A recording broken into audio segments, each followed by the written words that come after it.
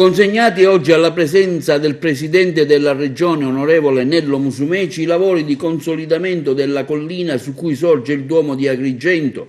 Si tratta di opere che ammontano a 27 milioni di euro, un'istanza che l'onorevole Musumeci aveva preso con il Cardinale Montenegro in occasione di una sua visita ad Agrigento quando ancora era all'opposizione e che oggi si è concretizzata con il suo governo.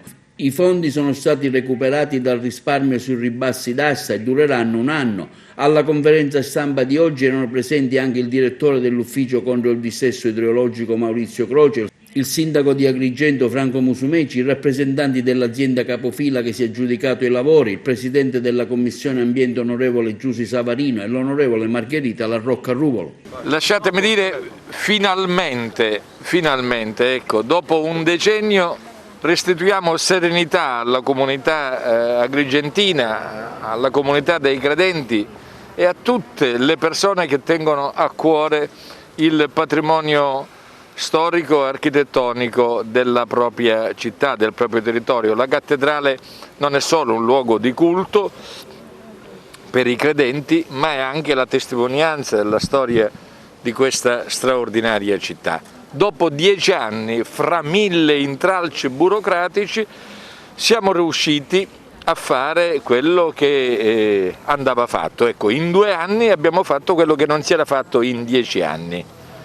Io avevo assunto un impegno appena eletto con il cardinale della città e quell'impegno è stato mantenuto. È stato un lavoro sinergico del governo con diversi dipartimenti, a cominciare da quello ambiente e territorio guidato dall'onorevole Cordaro, il Parlamento con la Commissione Territorio guidata dall'onorevole Savarino, la struttura contro il dissesto idrogeologico di cui sono commissario e della quale è qui presente il direttore Maurizio Croce.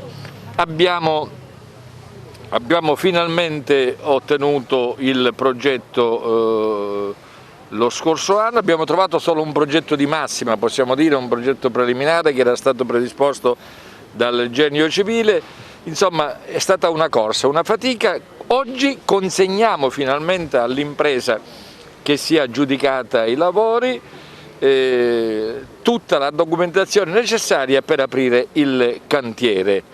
È un'opera di oltre 20 milioni di euro, 22 mi pare, 27 milioni di euro, e abbiamo la possibilità di lavorare in fondo alla collina proprio per frenare il processo di frana che si registra lento ma inesorabile ormai da diverso tempo. Sì, non posso solo che ringraziare il Presidente Musumeci e anche l'onorevole Savarino per essere oggi qui da noi e per effettuare la consegna di questi lavori.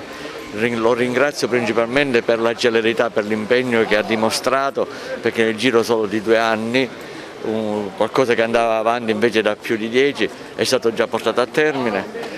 Quindi c'è una grande sensibilità, un grande interesse da parte del governo regionale per la nostra provincia e per la nostra città. Lo ringrazio tantissimo. Era un'iniziativa che il Comune e la comunità di Agrigento aspettava oggettivamente da tantissimo tempo. Non è stato facile, il problema della cattedrale di Agrigento è un problema che non è semplice da un punto di vista tecnico. Si è perso sicuramente del tempo per un mancato dialogo da parte degli enti coinvolti, ma anche si è guadagnato del tempo per studiare realmente la soluzione migliore per porre rimedio a un atavico problema sulla cattedrale di Agrigento.